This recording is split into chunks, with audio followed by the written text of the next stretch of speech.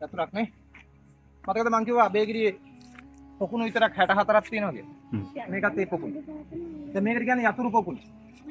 මේක ජීවනේ 3rd century AD වල ක්‍රිස්තු වර්ෂය 300 වසරේ මේක හදලා තියෙනවා. මේක භාවිතා කරලා තියෙන හාමුදුරන්ගේ බීමට ජලය සපයා ගැනීම සඳහා. ස්ථානයේ නෙමෙයි. දැන් පොකුණු ස්ථානය කරන්නේ. මේක බීමට. දැන් මේකට මේ බාල්දි දාලා පණිට්ටු දාලා බොලොක්ක දාලා වතුර ඇදලා රන්නේ නැහැ. රජතුමාට උමනා වුණා ස්වාමීන් වහන්සේලා පහලට බහැලා පැන් ගන්න විදියක් හදන්න. වෘත්තයේ ලොකුවට හදලා මෙහෙම තනි කෙලින් පඩිපෙලක් දැම්මොත් බහිටි වැටෙන්න පුළුවන් රිස්ක් එක අවදානම වැඩි. ආරක්ෂාවට තමයි මෙහෙම ගත්තේ. දැන් ඔය පඩිපෙලවල තියෙනවා පේනව නේද? අර කෙරවල මේ බිච්චි ඉවර වෙන කෙරවලට යනකම් ඔය පඩිපෙලවල තියෙනවා. පායන කාලේ වතුර අඩු වෙද්දි පඩිපෙලෙන් පල්ලෙහාට බැස්සා වතුර ගන්න ලේසි. වහින කාලේ ලෙවල් එක උඩට එද්දි පඩිපෙලවල 3-4ක් පල්ලෙහාට බැස්සා වතුර ගන්න ලේසි. උතන මං කිව්වා ඇත්පකුන්ට වතුර එනවා කියලා පෙරිමියම් කුලම වැවෙන් බණ්ඩාර මහ බුලම් කුලම වැවෙන්. මේකට කොහෙවත් වතුර එන්නේ නැහැ.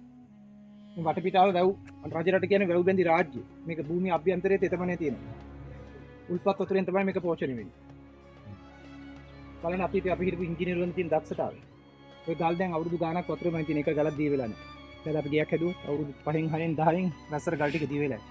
හොඳ ඩියුරබිලිටි එක. අපි ඒකයි මං කිව්වා අපි ඉංජිනේරු තාක්ෂණයේ ආකිටෙක්චර් ඉරිගේෂන් කන්ස්ට්‍රක්ෂන් මාර වෙච්ච අතීතේ.